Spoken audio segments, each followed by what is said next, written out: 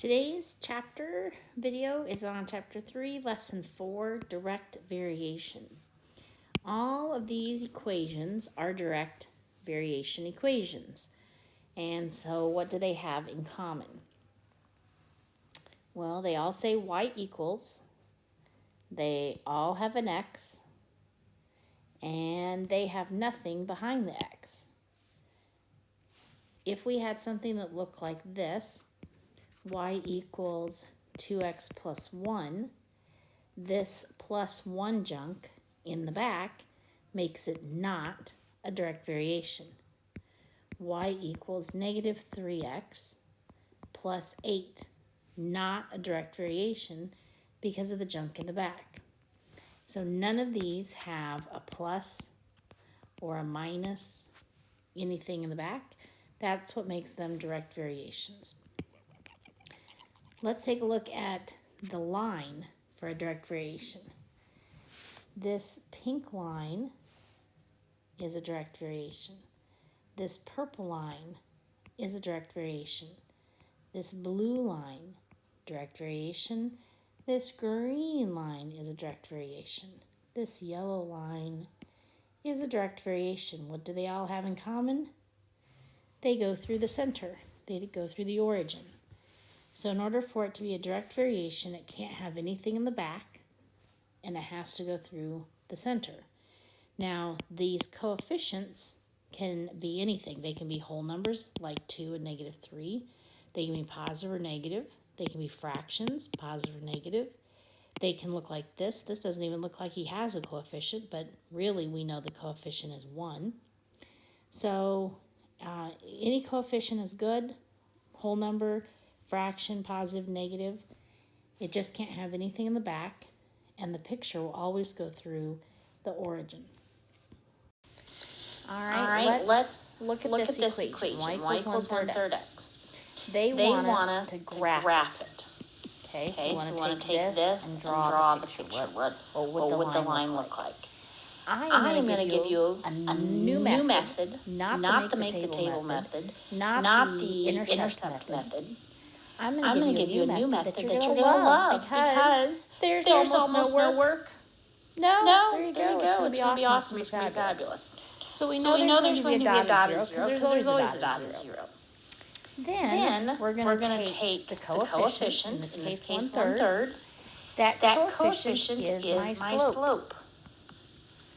What? That coefficient is the slope. They might also call it the constant of variation. So if they do this, they're just synonyms. I like using the word slope, so that's what I'll probably use in class. But it could also mean the constant of variation. So we're going to take the slope, and that's how we're going to get our next couple of dots. So a slope of 1/3. Since the 1 is positive, that means we're going up 1. Since the 3 is positive, we're going to the right, 3 dots. So here I am at 0, 0. I'm going up 1, and to the right 3. And I draw another dot. Maybe I'll do purple. Go up one more, and over 3. There's my next dot. Now I can also go down and left because two negatives make a positive. So if you ever run out of space going one direction, you can just go the other direction. So now I'm going to go down 1. So I was right here. I'm going to go down 1 box. The 3 being negative means I go left. 1, 2, 3. And I draw a dot. I want to do it purple. Down 1 over 3. Down 1 over 3. You can make as many dots as you want. Really just need 3 dots like we've been doing. Connect the dots. Include your arrows. And there you go. Voila, you have graphed it without making a table of values. All right, let's try this one. Y equals 5x. Where's my first dot? Always going to be in this direct variation. Right here at 0. This guy right here, my 5, is my slope. Well, every whole number has a denominator of 1. Up 5, right 1. I go up 5, and to the right one. Up Up 5 and to the right one, but I can't go anymore. So that's the same as down and left. I could go down 5 and left one. Down 5 and left one. Now I have my dots and I can connect them. There we go. Easy peasy lemon squeezy. All right, let's try this one. First dot is always at 0, 0. Then I use the constant of variation. Look, I said I wasn't going to say that word, and then I did. I'm going to use my slope. Negative 5 thirds. Now remember the negative can be on the top or the bottom. If it's on, let's say it's right here, it's on the top, that means I'm going down, but then positive 3 is to the right. So I'm going down 5, I'm falling 5, but then I'm going in a positive direction, 1, 2, 3. Or let's look at this guy. Positive on top means I'm rising up like a hot air balloon. Negative 3 means I'm walking backwards to the left. So I can rise 5 and walk backwards 1, 2, 3. And connect the dots. I don't really care how many dots you have. Like 3 is good, 4 or 5, I don't really care. Overall, this guy was negative. Are we skiing downhill? Yes, we are. Double check. You have a negative slope. All right, our next type of equation is going to ask us, they're going to have this sentence. They're going to say, if y is negative 2, when x is 5, find y when x is 10. And after we find y, then they want us to write the equation. Well, let's try this first one out with a picture. If y is negative 2 when x is 5, if y is negative 2 when x is 5, that would be a dot right here. We want to know what y is when x is 10. And I don't quite have a 10, but my 10 would be somewhere right here. Remember that it has to go through the origin. So we know that we're going to have a dot right here. And so I can use my slope down 2 over 5, down 2 over 5. There would be a dot right here at 10. And what is y? Y is negative 4. So we have found our answer, our first part of our answer, negative 4. And now they want us to write the equation. Well, the equation's always y equals something x. The something is the slope. So you can use this dot and this dot, or this dot and this dot. But what am I rising? And in this case, I'm falling. Rising negative 2, running 5. Rising negative 2, running 5. Rising negative 2, running 5. So if you can get the picture, then you can use your eyeballs to figure out this slope. Okay, let's recap. They're going to tell us that y is negative 2 when x is 5. We drew this first dot. They wanted us to find the y value when x was 10.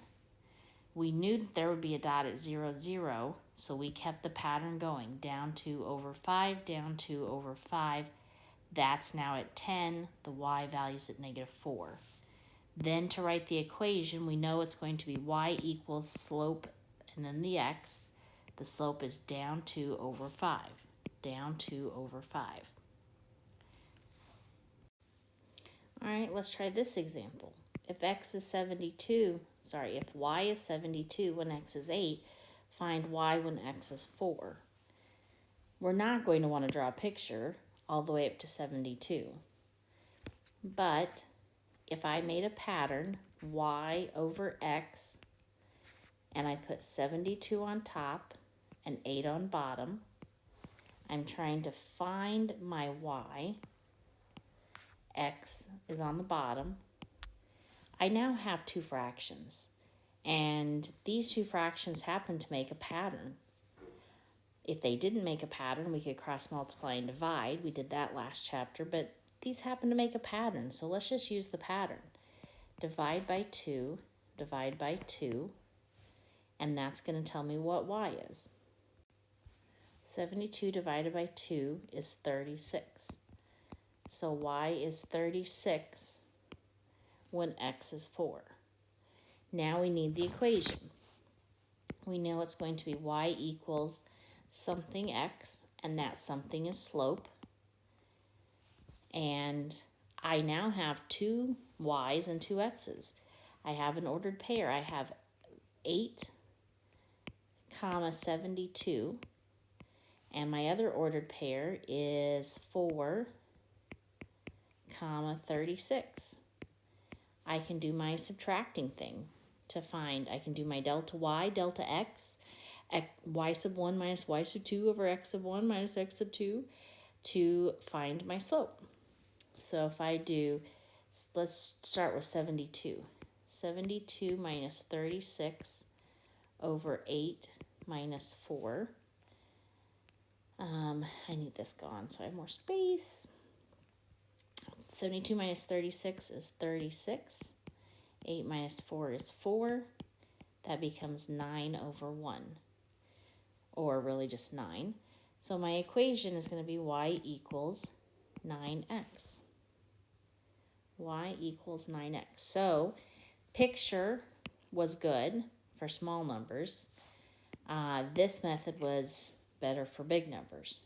Make a fraction y over x, 72 over 8, y over 4. This happened to be a pattern. If it's not, we're going to cross multiply and divide. And then we know y is 36. We now have two ordered pairs, x and y, x and y. Subtract your y's, subtract your x's. If you start with 72, then you have to start with 8.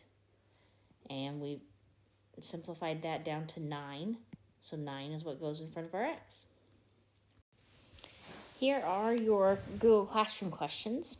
Number 1, write any equation that is a direct variation. Make up your own, find one from the video. Just type in an equation that is a direct variation equation. Part 2, type in an equation that's not a direct variation equation. And part 3, what do all of the direct variation lines have in common? When I drew all those lines at the beginning, every color, pink, purple, blue, yellow, green, they all had something in common. What is it? Good luck.